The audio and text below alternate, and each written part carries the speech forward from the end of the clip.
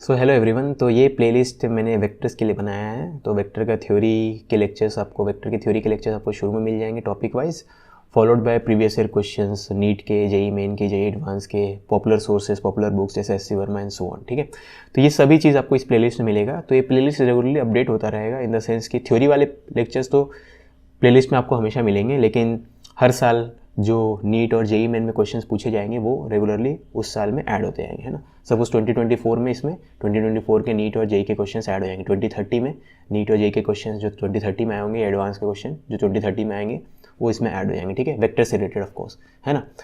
तो अब ये लेक्चर किसके लिए इंटेंडेड है? ये नीट वाले एस्पिरेंट्स, जेई मेन वाले एस्पिरेंट्स, जेई एडवांस वाले एस्पिरेंट्स सभी देख सकते हैं, क्योंकि थ्योरी वाला पोर्शन कॉमन रहेगा। थ्योरी वाले पोर्शन में अगर कोई चीज़ जिसमें एक्स्ट्राऑर्डिनरी थोड़ा एक्स्ट्राऑर्डिनरी डिफिकल्ट मैथमेटिक्स यूज़ होगा, उसमें मैं बोल दूंगा कि ये वाला जो पोर्शन है ये नीट वाले बच्चे ना देखें।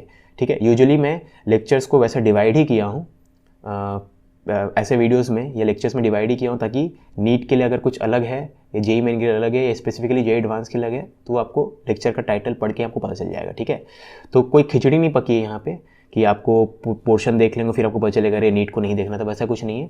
आप कोई भी प्लेलिस्ट का, इस प्लेलिस्ट के किसी भी वीडियो को देखोगे तो उसके टाइटल को पढ़ के आपको समझ में आ जाएगा कि नीट वाले बच्चों को उसको देखना है कि नहीं देखना है, जेई मेन वाले बच्चों को देखना है कि नहीं देखना है, एंड सो ऑन। ठीक है, अब इसके अलावा जब ये लेक्चर्स में रिकॉर्ड करने स्टार्ट कर रहा था तो मैं उस डिलेमा में था कि मैं स्क्रीन रिकॉर्डिंग करूं या पेन पेपर वाला मेथड से करूं या वाइट बोर्ड में करूं, ब्लैक बोर्ड में करूँ एंड सो ऑन। तो फिर अल्टीमेटली मैं डिसाइड किया कि एफिशिएंसी के पॉइंट ऑफ व्यू से ये पेन पेपर वाला मेथड जो है वो मुझे बेस्ट लगता है।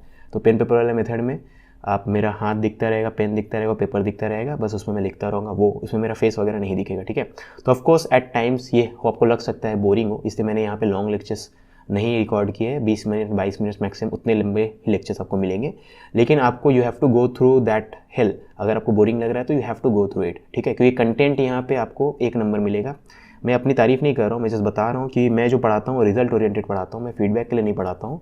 तो यूट्यूब पे शायरी वायरी करके भी मतलब सब्सक्राइबर्स कमाए जा सकते हैं, जोक वगैरह मार के भी कमाए जा सकते हैं, लेकिन मेरा एम वो नहीं है। मेरा एम है सिंपली जो भी सीरियस एस्पिरेंट है उसके लिए लेक्चर रिकॉर्ड करना, तो मैं वैसा रिकॉर्ड कर रहा हूँ। ठीक है, और एक बात मुझे बोलनी थी, हाँ, तो ये रेगुलरली अपडेट होता रहेगा, वो बात मैंने बोल दी। स्टार्टिंग में थ्योरी होगा, बाद में क्वेश्चंस होंगे।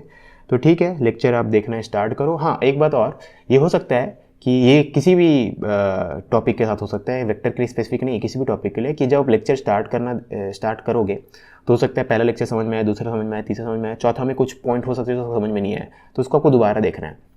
ठीक है, 2 बार एटलीस्ट देखना है, फिर भी समझ में नहीं आएगा तो फिर आगे बढ़ जाओ, कोई टेंशन नहीं। जब क्वेश्चन डिस्कस होते रहेंगे ना तब हो सकता है आपको कुछ क्लिक करे। ठीक है, तो ऐसा कभी नहीं होता है कि लीनियर फैशन में हम लोग लर्न करते हैं कि हाँ ये सीख लिए, ABC सीख लिए, फिर D सीखेंगे, फिर E सीखेंगे, वैसा कुछ नहीं। हो सकता है कि आप F तक सीख ले हो, फिर आपको B वाला पार्ट F के बाद या क्वेश्चन जब करने गए हो या आगे के पढ़ रहे हो तब आपको वो क्लिक कर जाए, क्योंकि उसका यूज़ हर जगह होते रहेगा। ठीक है, दूसरी बात है कि वेक्टर को आप इग्नोर नहीं कर सकते। ऑल्दो वेक्टर से डायरेक्ट क्वेश्चन बहुत कम आते हैं, लेकिन वेक्टर इनडायरेक्टली बहुत हेल्पफुल होगा, क्योंकि पूरे फिजिक्स में जो भी फिजिकल क्वांटिटीज़ है 99% फिजिकल क्वांटिटीज़ जो हम लोग देखते हैं वो वेक्टर्स ही होते हैं। ठीक है, आप चाहे 11th की बात करें, 12th की बात करें, 11th में फोर्स आ जाएगा, एक्सेलरेशन आ जाएगा, वेलोसिटी आ जाएगा, 12th में इलेक्ट्रिक फील्ड, मैग्नेटिक फील्ड, ये सब चीज़ वेक्टर है। ठीक है, तो आप वेक्टर को इग्नोर नहीं कर सकते। चलो, ऑल द बेस्ट, आप लेक्चर देखते रहना, ये रेगुलरली अपडेट होता रहेगा, लेकिन जो थ्योरी वाला पार्ट है वो तो फिक्स रहेगा, वो आज भी रिलेवेंट है, आज से 10 साल बाद भी रिलेवेंट होगा। चलो, लेक्चर्स में मिलते हैं।